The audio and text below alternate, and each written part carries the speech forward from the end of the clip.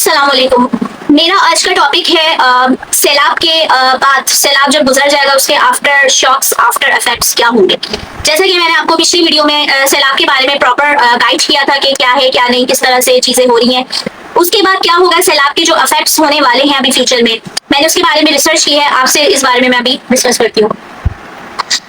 सबसे पहले नंबर 1, इंसानी असरात, इंसान के ऊपर क्या सैलाब के इफेक्ट्स पड़ने वाले। जानी नुकसान, हजारों लोग जहाँ भाग और जख्मी हो जाते हैं। सबसे पहले तो जो लोग जहाँ बहक हुए, जो लोग शहीद हुए सैलाब के अंदर, उनके लिए मैं बोलूंगी इन्ना लिल्लाही व इन्ना इलैहि राजिऊन। बहुत अफसोस की बात है। और जो जख्मी हुए, जो जिनका जानी और माली नुकसान हुआ, बहुत ही ज्यादा अफसोसनाक बात है। इस पे मैं जितनी मजम्मत करूँ कम है। बहुत बहुत बहुत बहुत बहुत ज्यादा ये अफसोस का मकाम है कि मतलब इसकी कोई भी कमी पूरी नहीं कर सकता।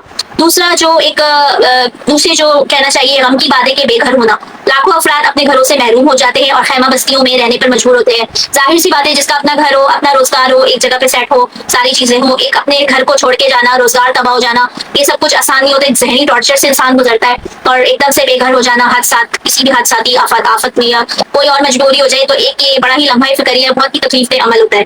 नंबर 3, सेहत के मसाइल, गंदे पानी और गंदगी की वजह से हैजा, मलेरिया, हेल्थ के जो इश्यूज आते हैं, डायरिया और जल्दी बीमारियां फैल जाती हैं। ये भी एक बहुत बड़ा इशू है कि हेल्थ इशू के साथ आपको मेंटल फिजिकल भी इश्यूज होने लग जाते हैं। बहुत ज्यादा इंसान ट्रेजिक जो है, ट्रेजिडी वाले मोमेंट्स के अंदर चला जाता है, शॉक लग जाता है चीजों में। मतलब कुछ लोग होते हैं कि चलो सह भी जाते हैं, कुछ लोग बहुत कहना चाहिए हसास होते हैं, सेंसिटिव होते हैं, नहीं सह पाते, दिल से लगा लेते हैं। बहुत से लोग इस गम में दुनिया से चले भी जाते हैं, बहुत लोग जी भी लेते हैं।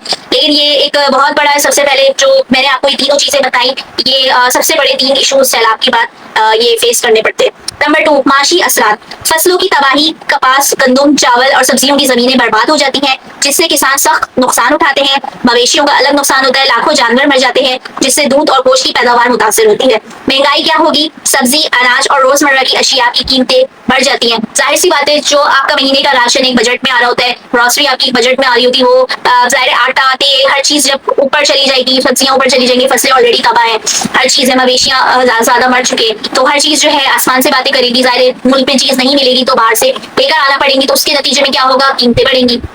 नंबर 3, समाजी असरात, तालीम में रुकावट, स्कूल डूब जाते हैं या इन्हें रिलीफ कैंप में बदल दिया जाता है, जिससे बच्चों की तालीम मुतासिर होती है, गुर्बत में इजाफा होता है, गरीब तबका और भी ज्यादा मुश्किल में आ जाता है, हिजरत, लोग महफूज इलाकों की तरफ हिजरत करने लगते हैं, जिससे शहरों पर बोझ बढ़ जाता है। नंबर 4, माहौलियाती असरात, जरिए जमीनों की जरखेजी कम होना, ज्यादा पानी या मिट्टी के कटाव से जमीन बर्बाद हो जाती है, दरख्तों और जंगलों का नुकसान, जंगली हयात मुतासिर होती है, जमीन कटाव, दरिया के किनारे और सड़कें टूट फूट का शिकार हो जाती है। नंबर 5, नफ्सियाती असरात जो पड़ते हैं, मुतासर खानदानों पर शदीद ज़हनी दबाव और सदमा होता है। जैसा कि मैंने आपको पहले जिक्र किया, रोजगार के खत्म होने से मायूसी और बेबसी बढ़ती है।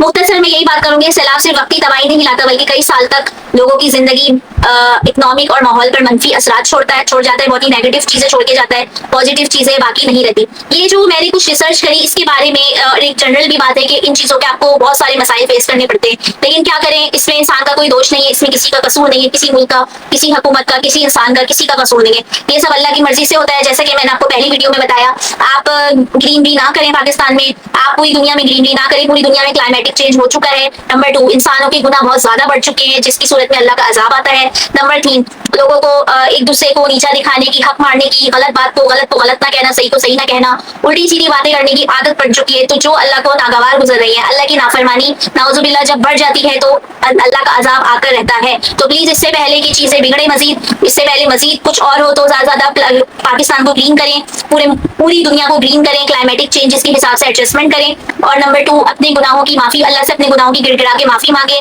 अपने दिलों में नफरत खत्म कर दें, मिलजुल के रहें, प्यार मोहब्बत से रहें, अपने जो रिश्तों का एहतराम रखें, हर चीज की बाउंड्री सेट करके रहें ताकि कोई किसी को हर्ट ना करे, अपनी सब चीजें सही करें, अपने घर से स्टार्ट करें, इंशाअल्लाह हमारा माशरा सही हो जाएगा। बाकी फिर इस तरह जो है अल्लाह के अजाब भी नहीं आएंगे, आप अल्लाह के अजाब से बच भी सकेंगे। तो ये कुदरती आफत है, बहुत मुश्किल और वक्त है पाकिस्तान पर, अल्लाह पाक आसानी करे। और इसके अलावा मैं क्या नाम है, मैं आई एम प्राउड ऑफ जो है I am proud of Pakistani government और आर्मी ऑफिशियल्स वगैरह जो अभी इस मुश्किल वक्त में बढ़ चढ़ के सैलाब ज़दगान के लिए वो लोग काम कर रहे हैं। आपके चैरिटी ऑर्गेनाइजेशन हो गई जैसे अल खिदमत वगैरह, ये सारे सैलाब ज़दा लोगों के लिए काम कर रहे हैं। ज़्यादा ये लोग डोनेशन इकट्ठे कर रहे हैं, चीज़ें कर रहे हैं, उन तक पहुंचा रहे हैं। शहबाज शरीफ, वज़ीर आज़म शहबाज शरीफ, मरियम नवाज साहिबा, मैं आप पर फख्र करती हूँ कि आप इतना अच्छा काम कर रही हैं, जितना आपसे हो सक रहा है आप सपोर्ट कर रही हैं। और जितना हो सके प्लीज उनको सैलाब ज़दगान को ज्यादा सपोर्ट करें, उनको हर तरह से मतलब सपोर्ट करें ताकि वो अपनी जिंदगी में जल्द जल्द सेट हो जाए वापस से। और मेरी यही दिली दुआ है कि सब इदारे, आर्मी ऑफिशियल, सारे इदारे, गवर्नमेंट सेक्टर के तमाम इदारे, वज़ीर आज़म शहबाज शरीफ, मरियम नवाज साहिबा, सारे इदारे, सब पाकिस्तान के इदारे बहुत अच्छा काम करें, बहुत बेहतरीन काम कर रहे हैं। और मजीद मैं बस यही कहूंगी कि मुश्किल लम्हा है, गुजर जाएगा, अपनी अपनी सब इस्लाह करें, अल्लाह को मनाएं। अल्लाह की नाराजगी है कि इंसानों से, अल्लाह की नाराजगी मुसलमानों से, अल्लाह को राजी करें, नमाज पढ़ें, नमाज पढ़ें, इंसाफ करें, रोजा रखें, किसी का हक ना मारें, कोशिश करें कि अल्लाह की रजा में हमेशा राजी रहें। और प्लीज हसद, बुग़्ज़, ये चीजें खत्म करें माशरे से ताकि चीजें आसानी हो और अल्लाह का अजाब खत्म हो जाए। तो प्लीज इंशाल्लाह ये वक्त भी गुजर जाएगा। और मैं दुआ करती हूँ अल्लाह पाक जो भी सैलाब ज़दगान है, अल्लाह पाक उनकी मुश्किलात आसान करे, उनके मसाइल हल करे। अल्लाह पाक पाकिस्तान को हमेशा कायम दायम रखे। अल्लाह पाक पाकिस्तान से सैलाब की जो भी ये मुश्किलात है जल्दी जल्द दूर करे। अल्लाह पाक पाकिस्तान को हमेशा तरक्की और हमेशा कायम दायम रखे, इसकी हिफाजत करे। अल्लाह पाक हम सबको अपने हिफ्ज़-ओ-अमान में रखे हमेशा, आमीन सुम्मा आमीन। इसी के साथ ही मैं आज का टॉपिक यहाँ एंड करती हूँ। पाकिस्तान जिंदाबाद, पाकिस्तान पाइंदाबाद। इस डॉक्टर इंजीनियर नेडी साइनिंग ऑफ। अल्लाह हाफिज।